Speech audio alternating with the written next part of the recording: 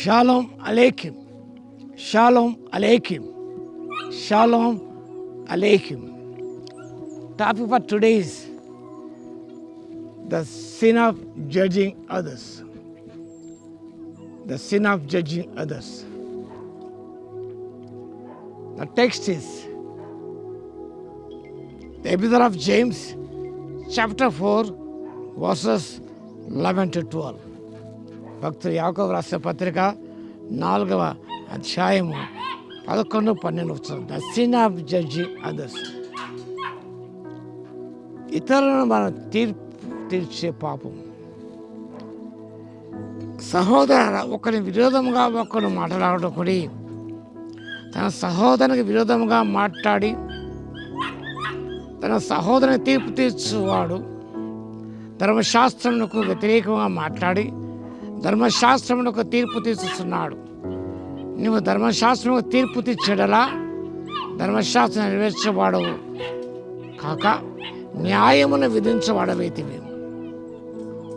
ఒక్కడే ధర్మశాస్త్రమును నియమించి న్యాయమును విధించువాడు. ఆయనే రక్షించుటకు నశింపచేయుటకు శక్తిమంతుడై ఉన్నాడు. పరునికి తీర్పు తీర్చుటకు నీవెవడవు. Who are you to judge others?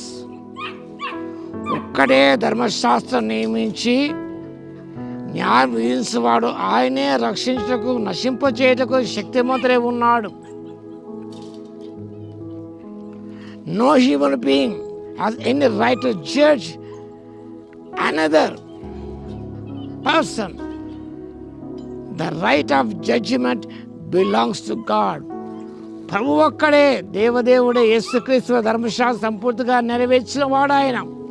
శిక్ష విధించేవాడు ఆయనే, నేరం ఆయన మాత్రమే, తీర్పు తీర్చేవాడు ఆయనే కానీ మనము కాదు. We should love our neighbor as ourselves. నిన్ను వలె నీ పొరుగువారిని ప్రేమించమని ధర్మశాస్త్రం చెబుతూ ఉన్నది. దాన్ని మనం చేయవలసిన వారం ఉన్నాం. అది చేయక మనం instead of loving our brother in Christ, we are judging him. వారికి తీర్పు తీరుస్తున్నాం మనం. వ్యతిరేకంగా మాట్లాడుతున్నాం. నిలాప నిందలు మనం వేస్తున్నాం. అసత్యాన్ని సత్యంగా మనం చూపిస్తూ ఉన్నాం. పరుని మీద, సహోదరి మీద లేనిపోయిన కొండెములు కల్పించి వారిని దోషులుగా నిలబెడుతున్నాం మనం. ఈనాడు మనం త్వరగా తీర్పు తెలుస్తాం. We should not judge the book by its cover. పుస్తకం పై పేజ్ చూస్తే తీర్పు తెచ్చడం కాదు.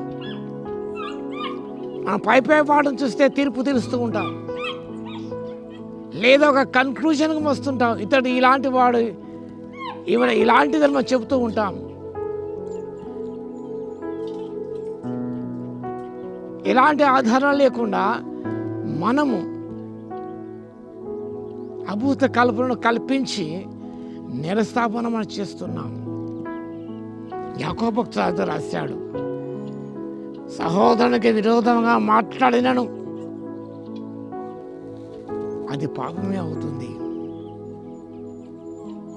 కాబట్టి మనం ప్రేమించాలి, అంతేగాని తీర్పు తీర్చడానికి మనము అర్హత లేదు. నువ్వు తీర్పు తీర్చినట్టయితే you are in the place of God. నువ్వు దేవుని స్థానంలో ఉన్న పని చేస్తూ ఉన్నావు. దేవుని స్థానంలో ఉండి చేయటకు నీకు అంత శక్తి సామర్థ్యం ఉన్నదా? నువ్వు తగిన వ్యక్తిగా కాదే. నీలో ఎన్నో లోపాలు ఉన్నాయి. ప్రభు కూడా చెప్పాడు, వేషధారి, నీ కంటిలో దూలం ఉన్న ఎదురు వ్యక్తికి నలుసు తీయటానికి నువ్వు ప్రయత్నం చేస్తున్నావు. ఈనాడు క్రైస్తవ సంఘములలో మనం చేస్తున్న పని అది ఈజీలీ జడ్జింగ్ అదర్స్. ఏంటంటే తీర్పు తీర్చేస్తాం మనం. వారు వై టు జడ్జ్ అదర్స్. మనం కాదు, ప్రభు స్థానంలో ఉన్నామా మనం?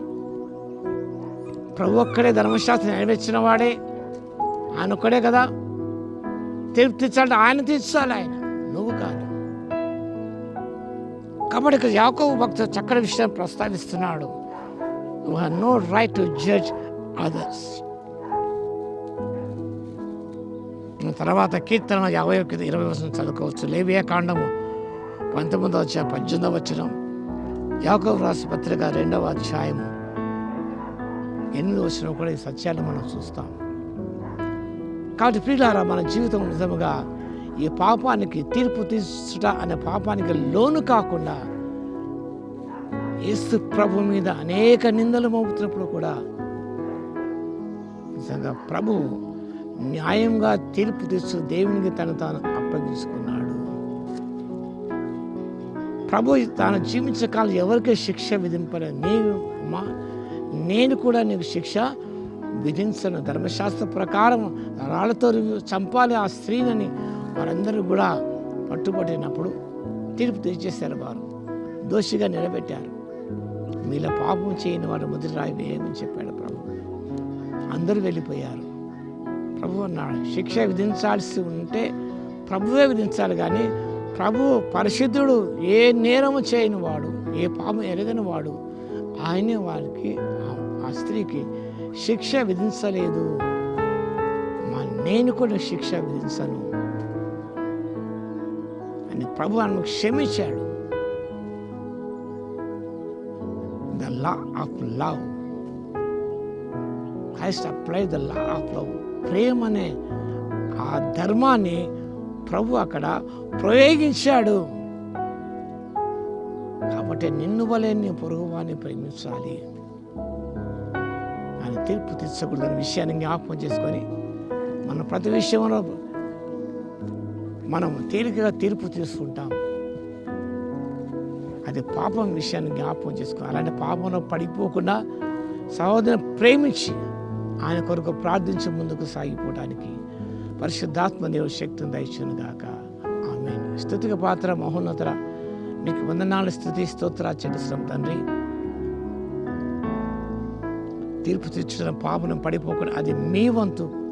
మీ చేయవలసిన పని మేము చేయకుండా, మీ స్థానంలో మేము ఏది తండ్రి తీర్పు తీర్చకుండా ఒక వ్యక్తి గురించి ఒక కన్క్లూజన్ రాకుండా ప్రభు నన్ను ప్రేమించి ఆయన అభ్యున్నతి కొరకు ప్రార్థించుటకు, పాటుపడుటకు, చేయుతనిచ్చుటకు కృపనివ్వగలందుకు మీ స్తుతి స్తోత్రాలు చెల్లించుకుంటూ ఘనమైన మీ నామాన్ని కొనియాడుకుంటూ యేసుక్రీస్తు పరిశుద్ధ నామములో ప్రార్థించి వేడుకొస్తున్నాము తండ్రి. ఆమేన్. మన తండ్రి అయిన దేవుని యొక్క ప్రేమయు, మన ప్రభువును రక్షకుడైన యేసుక్రీస్తు యొక్క కృపయు, పరిశుద్ధాత్మని అన్యోన్య సహవాసం మనందరికీ సదాకాలము తోడై ఉండును గాక. ఆమేన్.